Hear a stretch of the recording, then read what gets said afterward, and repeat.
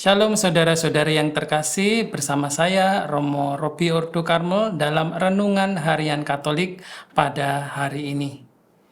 Injil hari ini mengisahkan Yesus dicobai iblis setelah pada masa ia berpuasa 40 hari 40 malam. Dalam kemanusiaannya, Yesus tentu mengalami lapar, haus setelah berpuasa cukup lama. Dan di saat yang lemah itu, iblis datang menggodanya. Iblis memang suka memanfaatkan situasi dan kondisi manusia yang lemah dan tak berdaya untuk memperdayai manusia. Iblis menunjukkan jalan singkat menuju kepuasan sesaat demi memenuhi hawa nafsu manusia. Iblis sangat pintar dan licik, bahkan berani menantang putra Allah.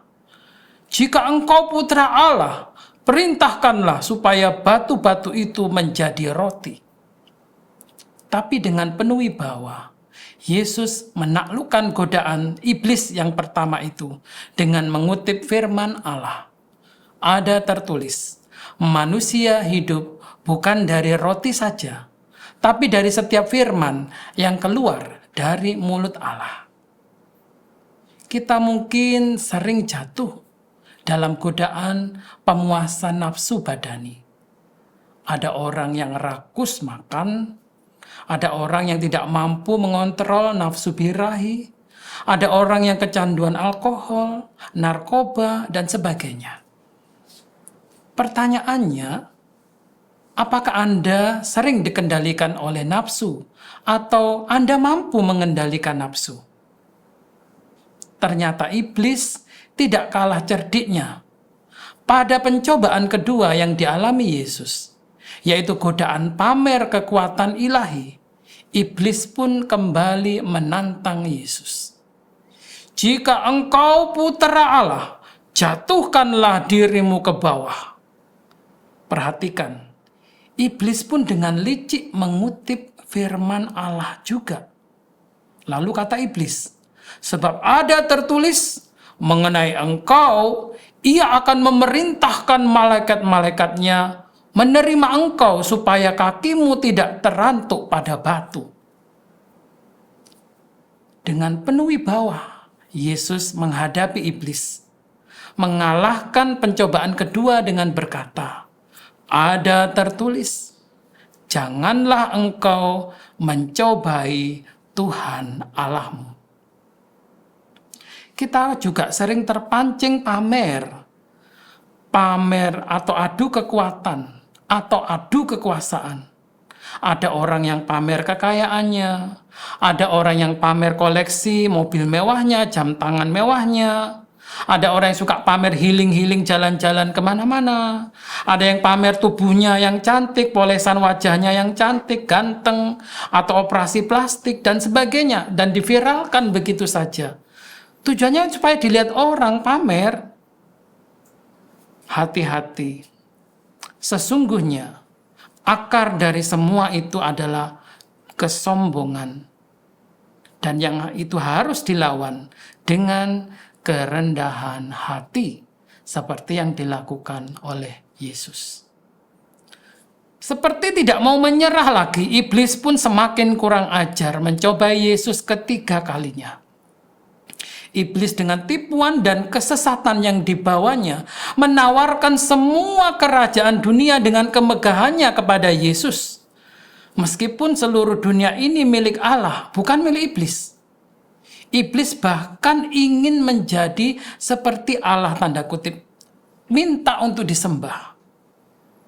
Lalu Yesus pun dengan keras menghardik iblis. Enyahlah iblis, sebab ada tertulis, engkau harus menyembah Tuhan Allahmu. Hanya kepada Dia sajalah engkau berbakti. Di sini kita diingatkan bahwa di dunia ini orang sering disesatkan dengan berhala-berhala dunia. Baik itu idol, berupa manusia, artis, atlet terkenal, dipuja-puja seperti dewa. Maupun memberhalakan uang, kekuasaan, kekuatan, popularitas, sampai meninggalkan Tuhan atau gerejanya.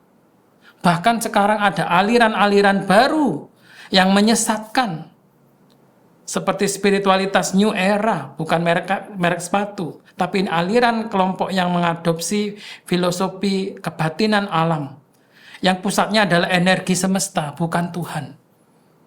Ada aliran Freemason dengan indikasi praktek okultisme, spiritisme, tarot, astrologi, dan sebagainya.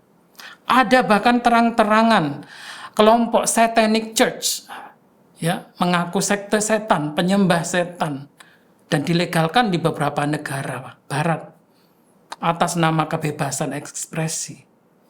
Kita harus waspada dengan pengaruh-pengaruh asing yang bisa menyesatkan iman kita, yang bisa membelokkan devosi yang murni dan suci kita.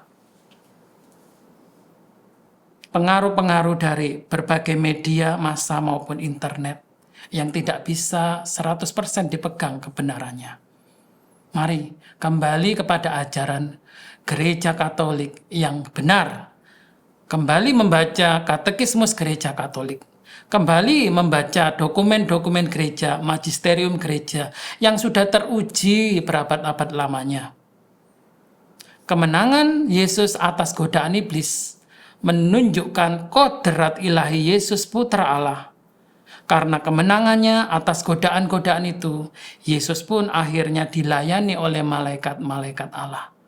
Kalau kita sungguh-sungguh mampu untuk mengalahkan godaan-godaan, baik dalam diri kita maupun di luar diri kita, maka kita pun juga akan menikmati kemuliaan sebagaimana yang Tuhan janjikan kepada kita. Tuhan Yesus memberkati.